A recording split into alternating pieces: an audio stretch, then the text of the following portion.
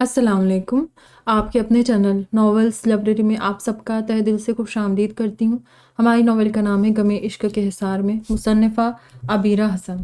ارتضیٰ اپنی جگہ سے اٹھ کر سیدھا سارم اور زارون کے پاس آیا تھا، مگر اس کی نظریں سامنے ڈائننگ روم میں جاتی علاء کی پشت پر ٹکی تھی۔ اس نے آگے بڑھتی علاء کی بات سن لی تھی۔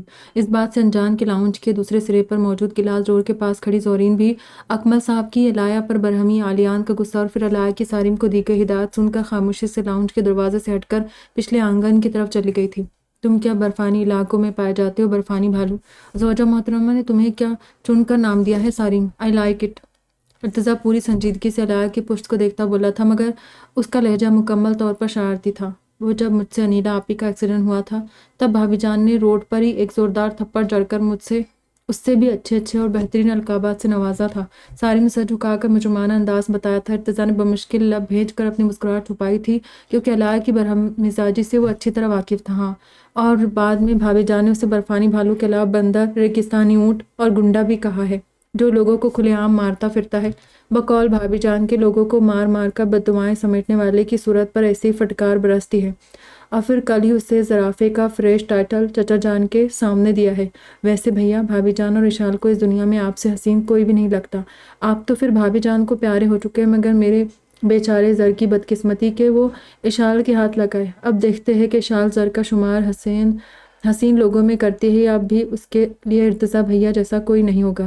زارون نے بھی ارتضیٰ کے سٹائل میں سنجیدگی سے جواب دیا تھا، تبھی ارتضیٰ مبہم سا مسکرا دیا تھا کہ واقعی اشال اور علاء نے اس کے آگے کبھی کسی کو انسان کا بچہ نہیں مانا تھا، جبکہ خود کے زرافہ کہنے پر سارم غصے سے زارون کو گھورنے لگا تھا۔ مجھے مت گھور، بھابی جان نے واقعی تجھے زرافہ کہا تھا۔ زارون نے خود کو گھورتے سارم کو خود بھی غصے سے دیکھا تھا، جبکہ ارتضیٰ کی نگاہیں اب بھی ڈائننگ ہال کے دروازے پر جمی تھی جہاں سے علاء اندر گئی تھی۔ تم لوگوں نے ناشتہ کر لیا؟ ارتضیٰ نے ان دونوں سے پوچھا تھا، مگر نظریں ہنوز سامنے ٹکی ہوئی تھی۔ ہاں نا، کب کا کر لیا۔ سارم نے تو ممانی جان کے ہاتھ کے قیمے والے پراٹھے ڈٹ کر کھائے تھے۔ میں جب ناشتہ کر کے اٹھا تھا تو خود میں نے اپنی آنکھوں سے اسے 7ویں پراٹھے پر چھوڑا تھا۔ اس کے بعد اس نے نان، قیمہ اور شاہی ٹکڑوں کے ساتھ بھی مکمل انصاف کیا ہے۔ شاید بچے نے زندگی میں پہلی بار اچھا ناشتہ کیا تھا۔ زارون نے ارتضیٰ کو سارم کے ناشتے کی مکمل رپورٹ دی تھی۔ تو میرے نوالے گن رہا تھا؟ سارم نے زارون کو بے یقینی سے دیکھتے پوچھا تھا۔ انداز ایسا تھا جیسے اسے اس بات سے سخت صدمہ پہنچا ہو، جب بندہ بھوکے فقیروں کی طرح کھانے پر ٹوٹ پڑے گا تو اسے میں کیا سبھی حیرت سے دیکھیں گے۔ میرے سوا عماد کو بھی اس چیز کا صدمہ ہے کہ تو نے ناشتے کے وقت آنکھوں پر پنجہ رکھ لیا تھا، تبھی کھانے سے پہلے اس غریب کا بھی نہیں سوچا اور اس کے حصے کا ناشتہ بھی ہڑپ کر گیا۔ معصوم دوبارہ جب تک کچن سے ناشتہ لینے گیا تو پراٹھوں کا آٹا ہی ختم ہو چکا تھا اور نان قیمہ شاید وہ کھاتا ہی نہیں۔ پھر بیچارے ماموں جان نے اسے منہ بناتے دیکھ کر اپنے حصے کا ناشتہ اپنے ہاتھ سے کھلایا، تب جا کر اس کا بگڑا موڈ بحال ہوا۔ زارون نے سارم کی مزید تعریف کر کے اس سے پٹنے کا پورا موڈ بنا لیا تھا۔ تبھی سارم نے ارتضیٰ سے نظر بچا کر زارون کی کمر پر پنچ مارتے پیچھے سے اس کی گردن بھی پکڑ لی تھی، مگر ارتضیٰ ان کی نوک جھونک سے بے نیاز سیدھا ڈائننگ روم میں چلا گیا تھا۔ ڈائننگ روم میں سامنے پڑی چیئرز پر وہ دشمنیں جہاں اپنے آس پاس بیٹھی شرینہ، حفصہ بیگم اور وغیرہ سے باتوں مصروف تھی۔ نور بھی ملازماؤں کے ساتھ ٹیبل صاف کروا کر نئے سرے سے ناشتہ لگانے کی تیاری کر رہی تھی۔ اکمل صاحب اور عالیان کے لیے ناشتے کا اہتمام ہو رہا تھا۔ مشل کچھ مہمان لڑکیوں کے ساتھ کچن میں مصروف تھی۔ زاہدہ بیگم اور صاحبہ افتخار بھی اندر کچن میں ہی موجود تھی، جبکہ اندر ڈائننگ روم کے دروازے پر کھڑے ارتضیٰ کی گہری نظریں علاء کے چہرے پر ٹکی تھی، جو اپنے دائیں طرف پڑی چیئر پر بیٹھی اصفیہ سے باتیں کر رہی تھی۔ ارتضیٰ، تم یہاں کیوں کھڑے ہو؟ اندر آؤ۔ تم نے ناشتہ نہیں کیا؟ میں عالیان اور بڑے ابا کو بلاتی ہوں۔ تم اپنی بیوی اور سسرال والوں کے ساتھ ہی ناشتہ کرنا، زر اور اشال بھی آتے ہوں گے۔ سب سے پہلے انیلا کی نظر دروازے پر کھڑے ارتضیٰ پر پڑی تھی اور انہوں نے آواز دے کر ارتضیٰ کو اندر بلا لیا تھا۔ تب ارتضیٰ گہری سانس کھینچتے ہوئے اندر چلا آیا تھا۔ پھر کچھ ہی دیر میں ٹیبل پر ناشتہ لگتے ہی اجمل صاحب اور عالیان بھی اندر آ گئے تھے۔ ناشتہ شروع ہو چکا تھا۔ عالیان اپنی چچی بیوی اور بیگم کے ساتھ باتوں مصروف ہو گیا تھا، جو اس کے سامنے والی کرسیوں پر بیٹھی تھی۔ اکمل صاحب بھائی سے باتیں کرتے ناشتہ کر رہے تھے، مگر ان کے پاس بیٹھے ارتضیٰ کی نظریں اب بھی اپنی بیوی پر ٹکی تھی، جس نے ٹیبل پر رکھے ڈھیروں لوازمات میں سے کسی چیز کو ہاتھ نہیں لگایا تھا۔ اس نے صرف چائے کے کپ کے ساتھ ٹوسٹ لیا تھا۔ اسے یوں نہ کے برابر ناشتہ خاموشی سے زہر مار کرتے دیکھ کر ارتضیٰ کا خود کا دل بھی ہر چیز سے اچاٹ ہو گیا تھا۔ بے شک اس نے غصے میں علاء کو بہت کچھ کہا تھا، مگر نہ جانے کیوں ہر بار کی طرح علاء نے ارتضیٰ کو کوئی بھڑکتا ہوا جواب نہیں دیا تھا۔ وہ اتنی خاموش کیوں تھی؟ خود بھی ہمیشہ کی طرح کسی ناگوار بات پر ڈانٹ ٹپٹ کر ارتضیٰ پر اپنا غصہ نکال لیتی، لیکن ایسے خاموش نہیں رہتی۔ ارتضیٰ کو اس کی خاموشی بہت چبھ رہی تھی۔ بلا تکلف اسے دیکھتے اپنے سامنے رکھا پراٹھا کھا رہا تھا۔ اس وقت وہ سب کی موجودگی بھی فراموش کر چکا تھا، مگر پھر علاء جو کافی دیر سے اس کی گہری نظروں کی تپش اپنے چہرے پر محسوس کر رہی تھی، اچانک ہی وہ چیئر کھسکا کر اپنی جگہ سے اٹھ کھڑی ہوئی تھی۔ علاء، کیا ہوا؟ کھانا نہیں کھایا تم نے؟ یہ سوال ٹیبل پر موجود زاہدہ بیگم نے اس سے کیا تھا، جسے سن کر سب لوگ اسے دیکھنے لگے۔ بس چچی جان، میں نے رات کو لیٹ کھانا کھایا تھا، اسی لیے ناشتے کو دل نہیں چاہ رہا۔ امی جان نے مجھ سے اشال کو لانے کی کہا تھا، میں اسے جا کر دیکھتی ہوں۔ فکر سے انداز مسکراتے ڈائننگ روم سے باہر نکلتی چلی گئی۔ اس بار بھی اس نے ارتضیٰ کو نہیں دیکھا تھا، تو اس کے جانے کے بعد خاموشی سے بیٹھا فرش پر نگاہیں ٹکائے کچھ دیر نہ جانے کیا سوچتا رہا۔ پھر وہ بھی اپنی جگہ سے اٹھ کھڑا ہوا اور سب سے ایکسکیوز کر کے اوپری سیڑھیاں چڑھتا اپنے روم کی طرف بڑھنے لگا تھا، مگر اوپر سے اترتے زر کو دیکھ کر وہ اپنی جگہ رک گیا۔ السلام علیکم بھائی۔ سفید کرتا شلوار ملبوس سیڑھیوں سے نیچے آتے فریش سے ازراق نے اسے دیکھتے ہی سلام کیا۔ وعلیکم السلام بھائی کی جان۔ ارتضیٰ نیچے اترتے ازراق کے پاس آتے اسے اپنے گلے لگایا۔ اشال کہاں ہے؟ ارتضیٰ نے اسے خود سے الگ کرتے پوچھا۔ وہ اوپر بھابھی جان کے ساتھ ہے۔ آپ بتائیں، رات کو آپ کا بہت ویٹ کیا میں نے۔ کس وقت آئے تھے؟ ان سب کا کیا کیا؟ ازراق بھائی سے پوچھنے لگا تھا کہ تبھی پیچھے سے اسے ارحم ملک نے آواز دے ڈالی تھی۔ ارتضیٰ دادا کی آواز سن کر ان کی طرف پلٹ گیا۔ گھر کے سب بزرگ بھی صبح صبح دادا جان کے ساتھ ان کے کچھ ایک قریبی دوستوں کو انوائٹ کرنے گئے تھے۔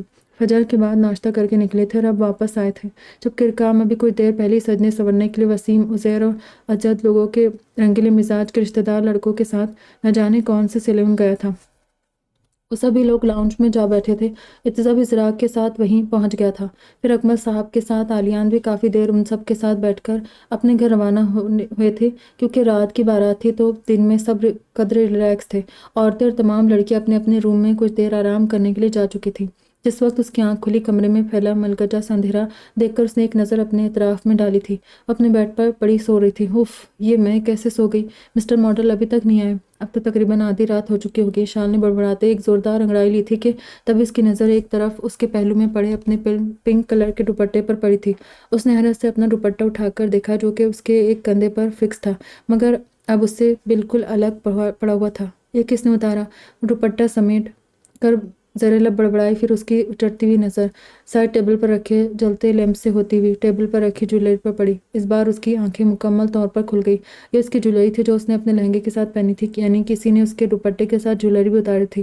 کون ہو سکتا تھا؟ کیا نیلا آپی یا مشل؟ نہیں، وہ تو اسے منع کر گئی تھی کہ ازراق کے آنے تک چینج نہ کریں۔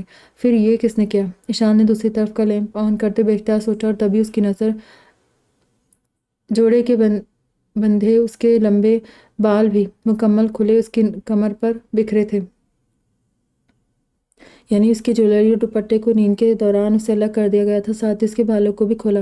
ازراق کے آنے سے پہلے کس نے حرکت کی؟ غصے سے سوچتی ہوئی بیڈ سے نیچے اتر گئی تھی۔ خالی پڑا بیڈ بتا رہا تھا کہ ازراق ابھی تک روم میں نہیں آیا۔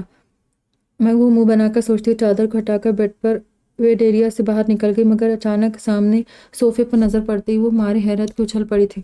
سامنے سکڑ سمٹ کر صوفے پر دراز سویا ہوا شخص کوئی اور نہیں بلکہ ازراق تھا۔ وہاں کے فائر کو اسے دیکھتے ہی لائٹ جلا کر بھاگتے قدموں سے اس تک پہنچی۔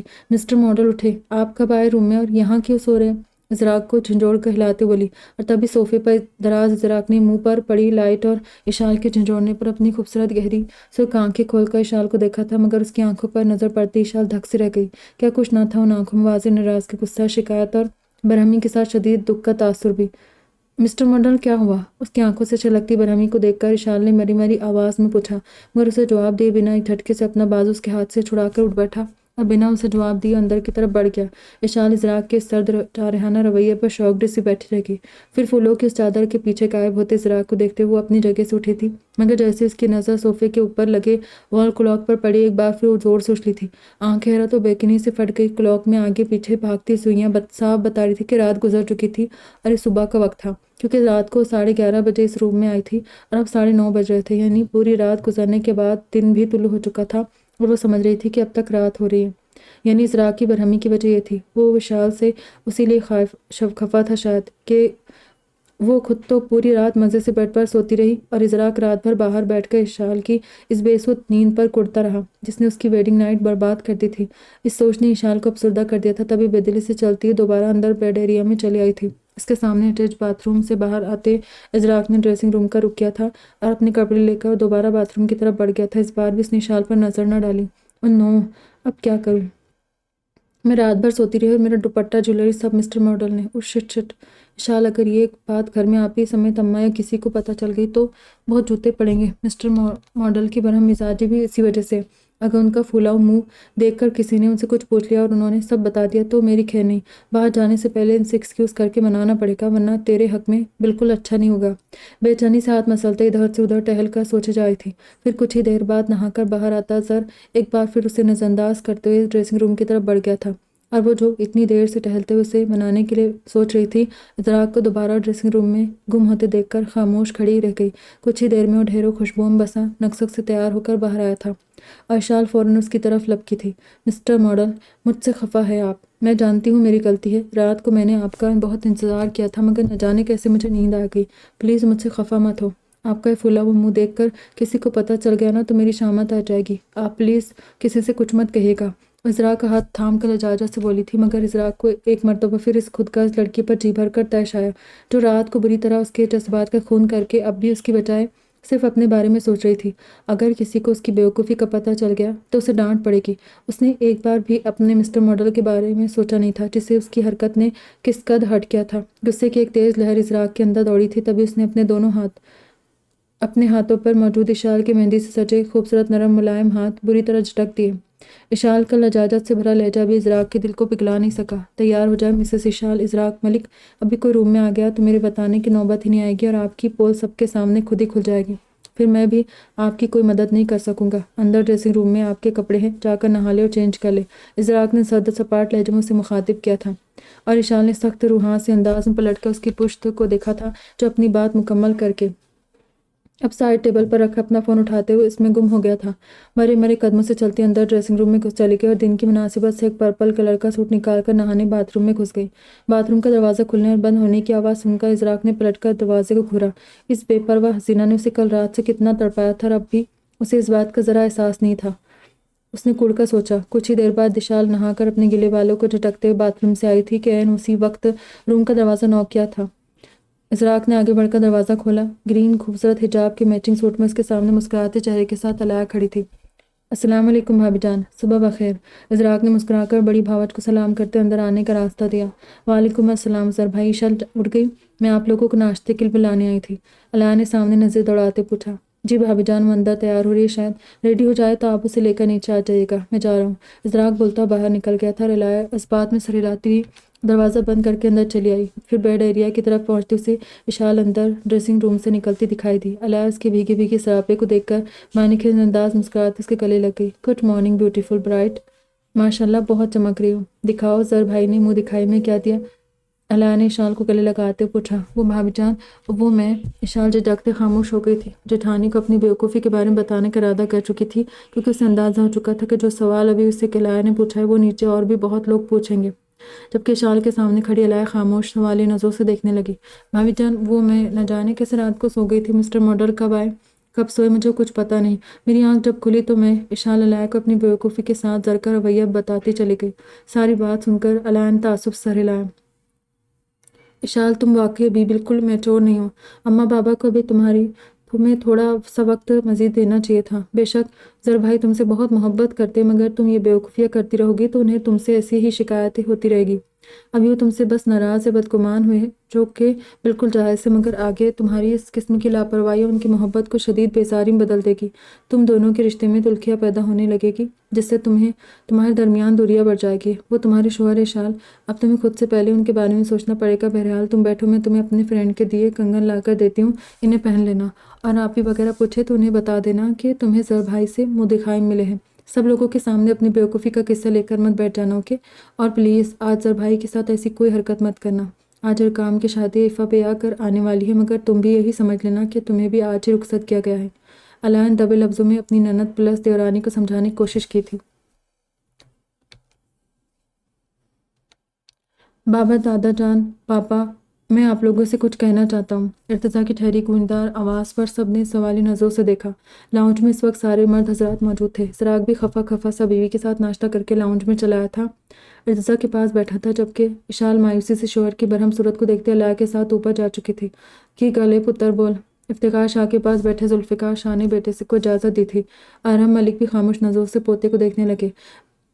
میں آپ لوگوں سے کل شام ہوئے اس حادثے کے حوالے سے بات کرنا چاہ رہا ہوں۔ یہ پہلی بار نہیں ہے کہ اس طرح کے پیچیدہ اور خطرناک قسم کے معاملے سے ہمارا واسطہ پڑا ہے۔ جس کام سے ہم لوگ جڑے ہیں اس کے ساتھ آئے دن اس طرح کے خطرے ہمارے آس پاس پائے جاتے ہیں، مگر ہر بار بات صرف ہماری حد تک محدود رہتی ہے اور ہم اپنے طور پر سب ہینڈل بھی کر لیتے ہیں، مگر اس بار زورین کے اس معاملے کو لایا نے گھر تک گھسیٹ لیا ہے۔ لیکن کل جو کچھ ہوا بھلے ہی اسے ہم نے بروقت کنٹرول کر لیا۔ میں نے میرج ہال سے سارم کو ان لوگوں پر نظر رکھنے کی بھی کہہ دیا تھا، تبھی اس نے وقت پر پہنچ کر سب کچھ سنبھال لیا، مگر اب بات کھل کر ان لوگوں کے سامنے آ چکی ہے جو زورین کے پیچھے لگے ہوئے ہیں۔ وہ اسے اتنی آسانی سے نہیں چھوڑیں گے۔ انہیں یہ بھی پتا ہے کہ وہ ہمارے پاس بحفاظت موجود ہے، اس لیے وہ ایک بار پھر اسے دوبارہ لینے ضرور آئیں گے، اور ہم یوں ایک معصوم لڑکی کو ان شیطان صفت لوگوں کے حوالے نہیں کر سکتے۔ تبھی اس معاملے سے نمٹنے کے لیے اور زورین کو ان لوگوں سے بچانے کے لیے میں اور ڈیڈ نے کچھ سوچا ہے۔ ارتضیٰ نے بولتے اچانک رک کر پہلے ساحر شیرازی کو دیکھا اور پھر ایک سرسری نظر باقی لوگوں پر ڈالی۔ وہ سبھی اسے خاموشی سے دیکھ رہے تھے۔ ازدراق بھی پاس بیٹھا بھائی کو ناسمجھی سے دیکھ رہا تھا۔ ہم نے سوچا ہے زورین کی شادی کر دی جائے۔ ارتضیٰ نے اچانک ان سب کے سروں پر دھماکہ کیا۔ واٹ؟ شادی مگر کس سے؟ یہ تڑپتا ہوا سوال سب سے پہلے جس طرف سے آیا تھا، ارتضیٰ کو 100% یقین تھا کہ وہی زورین کا شوہر بننے کی اہلیت رکھتا ہے۔ یہاں کتنے لڑکے موجود ہیں، کسی سے بھی کر دیں گے۔ سب سے پہلے تو میری نظر میں سارم ہی موضوع ہے۔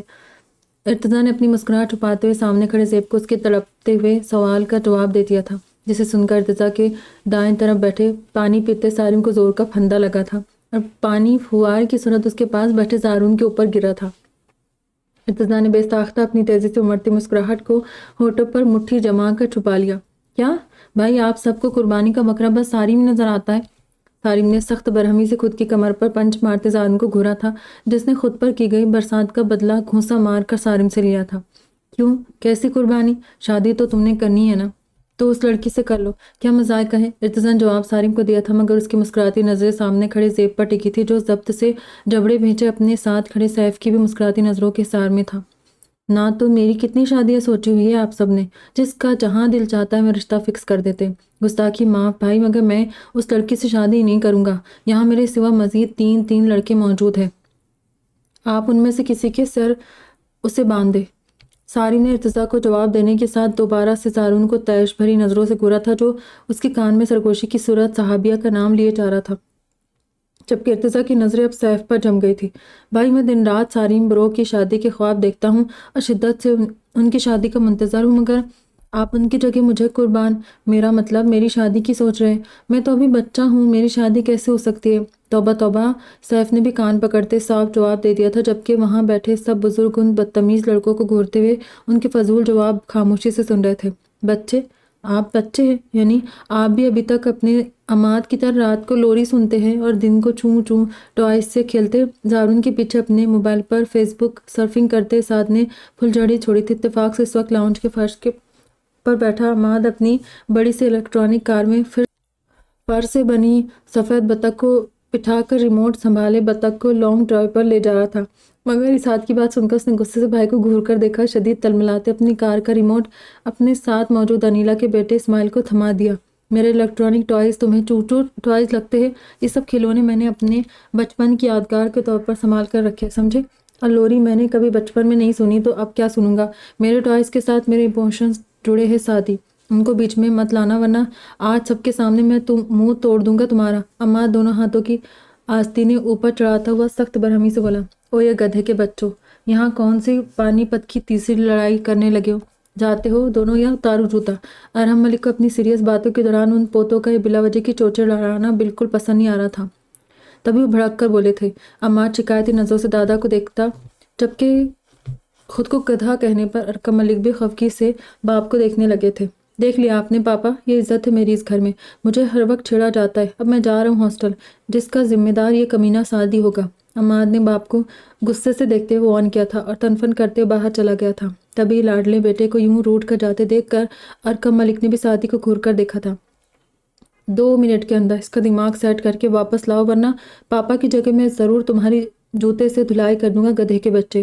ارحم ملک نے سعدی کو خود ہی باپ والا لقب دے کر اپنے آپ کو گدھا پروو کر دیا تھا، جبکہ باپ کی فٹکار سن کر سعدی منہ بناتا ہوا باہر نکل گیا تھا۔ اب لاؤنج میں بیٹھے ذوالفقار شاہ سمیت باقی سب باپ اور بھائیوں کی نوک جھونک سے محسوس ہوتے ارتضیٰ کی طرف متوجہ ہو گئے تھے۔ पुत्र जब तूने और साहिर ने इस बच्चे की शादी का फैसला कर ही लिया है तो लड़का भी सोच रखा होगा। बता किसके लिए सोचा तूने, हमें खुलकर नाम बता उसका। जुल्फ़िकार शाह ने एक नज़र ज़ेब के मायूस चेहरे पर डालते सामने बैठे इर्तिज़ा से पूछा। बाबा, मेरे लाख कहने के बावजूद आपने मेरी शादी की वजह से ज़ारून का निकाह करने की बजाय सिर्फ मंगनी कर दी थी, मगर अब आपको मेरी बात माननी पड़ेगी। मैंने और डैड ने सोचा है कि ज़ौरीन के साथ ज़ेब का निकाह कर देते, वो भी आज ही। फिर कुछ दिन बाद ज़ारून की शादी करके उन दोनों का वलीमा साथ ही कर दिया जाएगा। बताए कैसा रहेगा। इर्तिज़ा की बात सुनकर ज़ेब ने अपना झुका हुआ सर एक झटके से ऊपर उठाया था और सख्त खुशी और बेचैनी से सामने बैठे इर्तिज़ा को देखा था, जो खुद भी लबों पर मचलती शरारती मुस्कुराहट के साथ ज़ेब के चेहरे पर फैली हैरत और खुशी को देख रहा था। जबकि इज़राक ने भी सारिम समेत शरारती नज़रों से ज़ारून को देखा था। वो लोग जानते थे ज़ारून को अपनी शादी का कितना शौक था। सारिम और इज़राक की नज़रें खुद पर जमी देखकर ज़ारून ने खुशी से सारे दांतों की नुमाइश करके उन दोनों के सामने अपनी खुशी का इजहार कर दिया था। बोलो ज़ेब, तुम राज़ी हो या तुम्हें भी अभी अम्माद की तरह चूं चूं टॉयज से खेल कर मज़ीद अपना बचपन एंजॉय करना है? इर्तिज़ा की शरारती आवाज़ पर ज़ेब ने अपनी बेख्तियार मुस्कुराहट को दबाकर बमुश्किल छुपाया था। मेरा बचपन तो बचपन में ही रुखसत हो गया था भैया। मुझे अम्मा ने बताया था कि मेरी उम्र में मामू जान की 2 शादियाँ हो चुकी थी। ज़ेब ने सबकी मौजूदगी में सर हिलाकर शर्माते कहा था। जुल्फ़िकार शाह बेटे के चेहरे पर खिलते खुशी के फूलों को देखकर अंदर ही अंदर सरशार और मुतमईन थे। अच्छा बेटा जी, अब मामू के कंधे पर रख कर बंदूक चलाना चाहते हो? साफ खो इर्तिज़ा के फैसले के पीछे तुम्हारी खुद की ख्वाहिश छुपी थी। अरकम मलिक ने सबके सामने इसकी टोरी पकड़ी थी। सब लोग कहका लगाकर हंस पड़े थे और ज़ेब झींप कर रह गया। तभी उन्हें बाहर से अमाद की चीखती आवाज़ आई। इर्तिज़ा भाई, सारिम भाई, ज़ारून भाई, ज़र भाई, ज़ेब, पापा, फुप्पा जान यहाँ हैं। अमाद की चीखती आवाज़ बाहर हॉल की तरफ से आई थी, जिसे सुनकर सब लपक कर बाहर आए। आप अकेली कहाँ भागी जा रही? देखिए, रुक जाए। रुके, कहाँ भाग रही है आप? भाई ने आपको अकेले बाहर जाने को मना किया ना? रुक जाए, रुके, पकड़ लिया। अब भाग कर दिखाए, मैं भाई को बुला रहा हूँ। और वो क्या छुपाया आपने? बोतल? अरे रे रे, ये मज़े लेकर पीने वाली कोल्ड ड्रिंक नहीं है यार। मम्मा जान ने मेरे नकली चूहे को देखकर असली चूहे मारने का जहर मंगवाया था। छोड़ दे उसे, बहुत तेज़ है। उसे पीकर आप जल परी नहीं बल्कि चूहे बन जाएगी। फिर हम आपको किस किस बिल्ले से बचाएंगे? छोड़े उसे। हाय, मुझे फेंक दिया जालिम। वो सब भागते हुए कदमों से बाहर पहुंचे थे तो उनके सामने बौखलाहट में बोलता अमाद ज़ौरीन का हाथ थामे उसे अंदर घसीट रहा था, मगर उसकी गिरफ्त मचलती हुई ज़ौरीन ने सख्त गुस्से से अपना पूरा जोर लगाकर अमाद के हाथ से अपना बाजू छुड़ाया था। उसे ज़ोर से पीछे धक्का देते हुए बड़े से मेन गेट की तरफ भागी थी, जिसे शादी की वजह से सजावट वालों ने कुछ ही देर पहले खोला था। इसी खुले गेट की तरफ वो बिजली की सी तेज़ी से बाहर भागने लगी थी। ये सोचे बिना के बाहर इर्तिज़ा के सिक्योरिटी गार्ड मौजूद थे, जो उसे आराम से उसी वक्त पकड़ लेते। इसीलिए इर्तिज़ा, सारिम समेत बाकी सब रिलैक्स से खड़े थे, मगर सब जानते हुए भी ज़ेब तेज़ी से भागती ज़ौरीन को पकड़ने खुद भी उसके पीछे भागा था कि तभी मेन गेट से अंदर आते उज़ैर, असद और काम ने हैरत से भागती हुई ज़ौरीन और उसके पीछे भागते ज़ेब को देखकर लम्हों में पूरा मामला समझ लिया था। इसीलिए काम ने तेज़ी से लपक कर ज़ौरीन का बाजू पकड़ लिया था, जो उसके पास से भागती बाहर जा रही थी। मगर अचानक इरकाम के सामने आते ही वो एक बार झटके से अपनी जगह रुकी थी और अमाद की तरह इरकाम को भी गुस्से से देखते सख्त मज़ाहमत करती अपना बाजू उसकी गिरफ्त से छुड़ाने लगी थी, जबकि ज़ेब भी तब तक लंबे लंबे डग भरता उनके पास पहुंच गया था और उसने जारहाना अंदाज में ज़ौरीन का बाजू इरकाम की गिरफ्त से छुड़ाकर उसका रुख अपनी तरफ मोड़ते एक ज़ोरदार थप्पड़ ज़ौरीन के मुंह पर मारा था, जिसकी ताब ना लाते हुए तिवरा कर ज़ेब के बाजू में झूल गई थी।